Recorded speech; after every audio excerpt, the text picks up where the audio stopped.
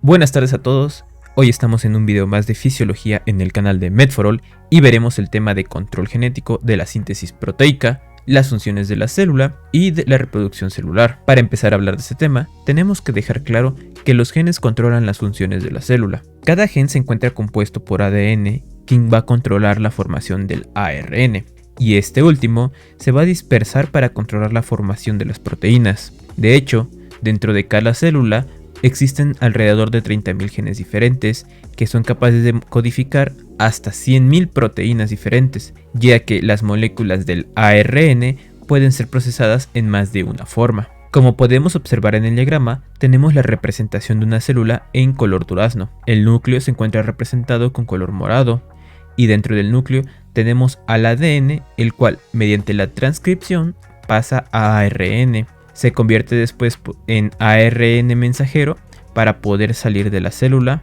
y llegar a los ribosomas, donde será traducido para poder codificar a las proteínas, que están marcadas con esta tira de color verde. Acerca de la estructura del ADN, los compuestos que forman esta estructura son el ácido fosfórico, que podemos ver aquí, y un azúcar desoxirribosa, que junto con el ácido fosfórico van a formar los soportes, además de que vamos a tener 4 bases nitrogenadas. 2 de estas bases son purinas, que son la adenina y la guanina, y 2 pirimidinas, que son la timina y la citosina. El primer paso para la formación del ADN es combinar el ácido fosfórico, que está representado con la letra P, el azúcar desoxirribosa representado con la letra D, y una base nitrogenada, con lo cual se va a formar el nucleótido. En total existen 4 nucleótidos, uno por cada base nitrogenada: ácido desoxiadenílico de la adenina, ácido desoxitimidílico de la timina, ácido desoxiguanílico de la guanina y ácido desoxicitidílico de la citosina. Una vez que ya tenemos formados los nucleótidos, estos se van a unir entre sí para formar las 2 hebras de ADN. Cada base de adenina se va a unir con una timina y cada guanina se va a unir con una citosina. En este diagrama se puede observar que la estructura del ADN es muy parecida a la estructura de una escalera, donde el ácido fosfórico y el azúcar desoxirribosa van a formar los soportes y las bases nitrogenadas, que son timina, adenina, guanina y citosina, van a formar los peldaños. Realmente el ADN es muy importante debido a que controla la formación de las proteínas. Para comenzar, debemos tener claro que el código genético se compone por tripletes de bases nitrogenadas, lo que se traduce como que cada 3 bases nitrogenadas son una palabra del código, es decir, un aminoácido. En este diagrama podemos observar los tripletes de una manera más sencilla gracias a que se encuentran divididos por estas flechas rojas. Como podemos ver, este triplete consta por las bases nitrogenadas citosina, citosina, guanina, que va a formar el aminoácido prolina. Y a la derecha también tenemos tripletes que van a codificar para otros aminoácidos como la serina y el ácido glutámico. Hablemos un poco sobre el proceso de la transcripción. Los tripletes de ADN provocan la formación de otros tripletes que serán de ARN, pero hay algunas diferencias entre la estructura del ARN y el ADN. El primero de ellos es que en lugar de usar moléculas de desoxirribosa, se utiliza otra molécula llamada ribosa, y en lugar de la base timina se utiliza el uracilo. Para continuar con la formación de ARN, debe ocurrir la activación por medio de la enzima polimerasa de ARN, que tiene la acción de a cada nucleótido añadirle 2 radicales fosfato. Aquí en el diagrama, esta es la RNA polimerasa o ARN polimerasa, que al momento de unirse añade 2 radicales fosfato. Esto va a permitir que posteriormente se pueda liberar una gran cantidad de energía para continuar con los procesos de transcripción. Esta enzima llamada polimerasa de ARN tiene varias funciones dentro del proceso de la transcripción. En primer lugar, esta enzima es la que reconoce a una secuencia de nucleótidos denominada promotor, con lo cual se va a iniciar la formación de ARN. Una vez que la polimerasa de ADN está unida al promotor, va a provocar el desenrollamiento de la hélice y también la separación de las hebras del ADN. Posteriormente, se va a ir desplazando a lo largo de la hebra de ADN, desenrollando y separando las hebras. Además de que cada vez que va avanzando, además de hacer estos 2 procesos, también va añadiendo un nuevo nucleótido a la cadena de ARN que se está formando. En la cadena de ADN, así como hay un promotor, también se encontrará una secuencia terminadora que va a provocar que tanto la enzima polimerasa de ARN como la nueva cadena del ARN se separen finalmente del ADN para poder terminar este proceso. Existen diferentes tipos de ARN dentro de la célula. Entre los más importantes encontraremos el ARN mensajero, que va a salir del núcleo para transportar el código genético hacia el citoplasma. Este contiene secuencias que son complementarias a las del ADN transcrito. Por tanto, es el ARN que llega a los ribosomas y es leído para la codificación de proteínas. De hecho, cada triplete va a ser leído por los ribosomas y este formará un aminoácido. En este momento es donde entra el ARN de transferencia, ya que transporta los aminoácidos recién formados por los ribosomas a las moléculas proteicas para formar la proteína. El ARN ribosómico va a conformar el 60% de la estructura del ribosoma. Y por último, a grandes rasgos, el microARN se va a encargar de regular la expresión génica. El proceso de la traducción inicia cuando el codón iniciador, que lo podemos encontrar al principio de la cadena, entra en contacto con un ribosoma. Una vez que entra en contacto con un ribosoma, la molécula de ARN pasa a través de todos los ribosomas y cuando se encuentran al codón terminador de la cadena, la proteína formada se va a liberar. De hecho, para hacer más proteínas en menos tiempo, una sola molécula de ARN puede pasar a través de varios ribosomas al mismo tiempo para formar moléculas proteicas. Estas agrupaciones de ribosomas se conocen como poliribosomas. En el diagrama podemos observar los ribosomas compuestos por una unidad pequeña y una unidad grande, y justo en medio pasa el ARN mensajero, que es leído, y a través del ARN de transferencia se llevan los aminoácidos recién formados hacia las cadenas de polipéptidos. El control de la función génica se da mediante dos mecanismos: la regulación genética y la regulación enzimática.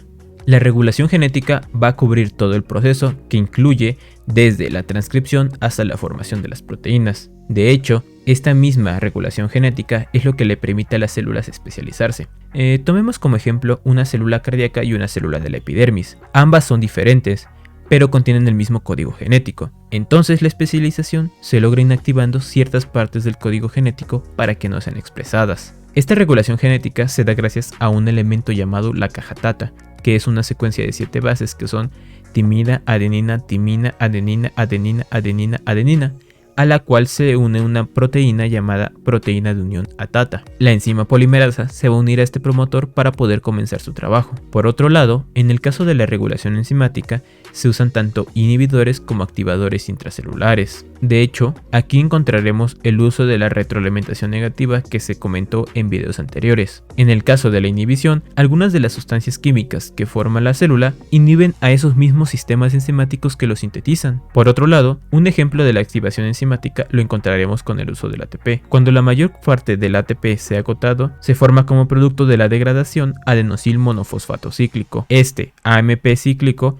activa a una enzima fosforilasa que se va a encargar de romper el glucógeno en moléculas de glucosa, y estas serán metabolizadas y van a liberar la energía para reponer las cantidades de ATP gastado. Los genes y sus mecanismos reguladores son los que van a determinar las características que tiene el crecimiento de las células.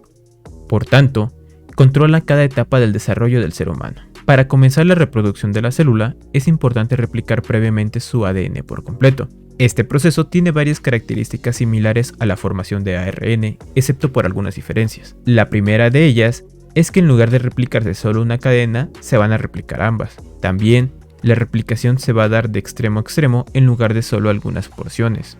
Las enzimas que participan en este proceso se van a llamar polimerasa de ADN y ADN ligasa. Además, a fin de terminar este proceso más rápido, la replicación se produce en varios segmentos de forma simultánea. Y por último, las cadenas se van a unir mediante enlaces de hidrógeno. Una vez que termine este proceso de replicación, en algunas ocasiones hay errores de lectura en los cuales se colocan bases que no deberían. Entonces comienza un proceso de reparación de lectura donde las mismas polimerasas cortan y reemplazan aquellas zonas donde se equivocaron. Debido a esto, es muy raro que haya errores durante el proceso de transcripción, pero cuando sucede y no es corregido, lo conoceremos como mutación. La mitosis es el proceso por el cual la célula se divide y se da una vez que el ADN se ha replicado. Un poco antes de que comience la mitosis, los dos pares de unas estructuras llamadas centriolos se separan. Durante la primera fase de la mitosis, conocida como profase, los cromosomas que se encuentran en el núcleo se condensan y se vuelven cromosomas bien definidos. Después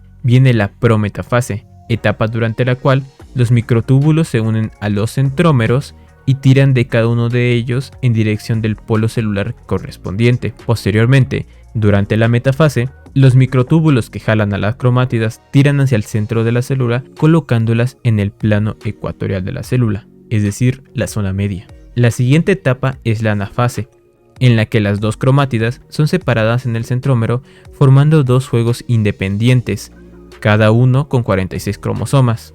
La última etapa es la telofase, en la cual ambos juegos de cromosomas se separan por completo y se desarrolla una nueva membrana nuclear que rodea a cada grupo de cromosomas. Poco a poco, las células se dividen en dos hasta que se terminan separando por completo.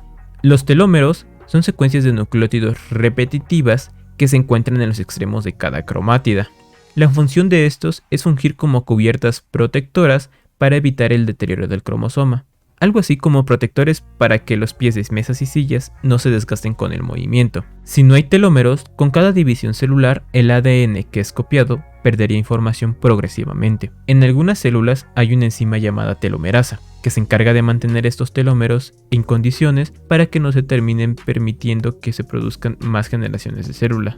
Pero si esta telomerasa se activa de forma anómala, entonces las células podrían replicarse una y otra vez de forma incontrolada sin agotar el telómero, provocando cáncer. La diferenciación celular es un proceso que hace referencia a los cambios de las propiedades físicas y funcionales de las células a medida que proliferan para formar parte de las distintas estructuras y órganos corporales. Es muy importante señalar que no está dada por la pérdida de genes, sino que es por la represión selectiva de ciertos promotores génicos que inactivan características que no deben presentarse en dicha célula. Pero cuando las células ya no son necesarias o se convierten en una amenaza para el organismo, sufren una muerte celular programada llamada apoptosis, la cual se lleva a cabo mediante una cascada de degradación de proteínas mediada por caspasas, que, al activarse, provocan la activación de otras enzimas cercanas, provocando proteólisis, y posteriormente la célula se encoge, se condensa y se forman pequeños residuos llamados cuerpos apoptóticos, que pueden ser degradados por fagocitos sin causar reacción inflamatoria.